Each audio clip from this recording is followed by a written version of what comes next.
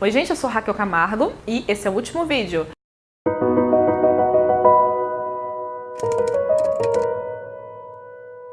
E agora o nosso objetivo é ver alguns casezinhos, assim, rapidinhos, para vocês terem algumas ideias, entenderem na prática o que nós falamos sobre personal branding, estratégias, isso tudo acontecendo. Então, um exemplo que eu trouxe aqui foi de uma série de tweets feitos pela Dilma e pelo Temer diante de uma situação única. Então, a gente pode avaliar aqui como que cada um trabalha a sua marca pessoal nas redes sociais. Vocês lembram? Em junho teve uma tragédia em Orlando, na boate, e olha só como que a Dilma se posicionou diante desse assunto.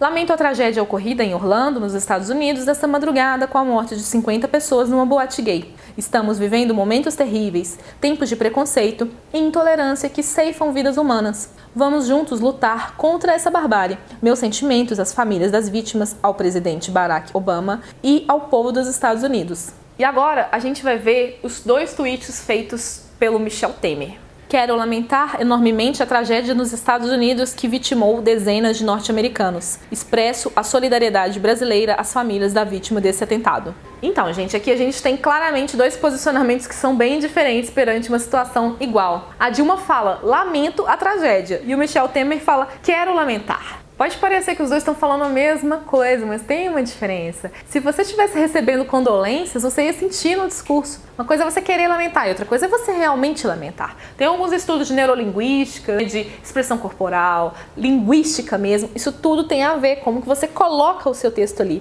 E esse aqui é um caso bem claro para a gente pensar em como fazer o texto adequado do nosso candidato nas redes sociais. Uns dias atrás, um candidato começou a me seguir no Twitter e eu resolvi ver quem que era. Entrei no perfil do Twitter e vi que ele estava desatualizado desde 2014 e ele estava começando a me seguir agora, sem nada novo. Aí eu já pensei, ok, esse cara tá com intenções de reativar as redes dele só por causa das eleições. Engraçado, porque o cara fica 2 anos sem falar com ninguém, aí ele chega do nada e quer criar um diálogo, né? Bem curioso esse tipo de pensamento. Eu vou deixar borrada aqui a identidade dessa pessoa, mas eu vou mostrar o conteúdo para vocês entenderem um pouquinho. Então os tweets dele de 2014 falam. Primeiro tweet. Estou na BR-040, próxima a Congonhas, em um engarrafamento que já dura 63 minutos. Essas são as rodovias do PT. O próximo tweet dele é uma reclamação relacionada ao setor elétrico e ao PT. E em seguida é uma reclamação relacionada ao Jequitinhonha. Então, a primeira impressão que eu tive do Twitter dessa pessoa é que ela reclama muito. O Twitter dela é feito para reclamar. Isso tem a ver com o arquétipo dele. Eu, enquanto eleitora, não me atraio por esse tipo de comunicação. Então, eu preferi não seguir essa pessoa. Então, você tem que pensar nisso também. Se o candidato que você está trabalhando tem essa tendência, né, desse tipo de comunicação, os assuntos dele são desse tipo, você tem que balizar muito bem e ter uma certa estratégia para lidar com ele, para ele não tweetar uma série de reclamações que não atraem a atenção das pessoas que você gostaria de atrair. Próximo exemplo que eu peguei aqui foi a fanpage do Jean Williams. Quando vocês entram na fanpage, sempre tem aquela parte do sobre. E é muito importante você alimentar aquela página bem com relação ao seu candidato. Você descreve toda a história dele ali, coloca os textos certinhos, porque aquilo ali as pessoas leem, as pessoas buscam entender melhor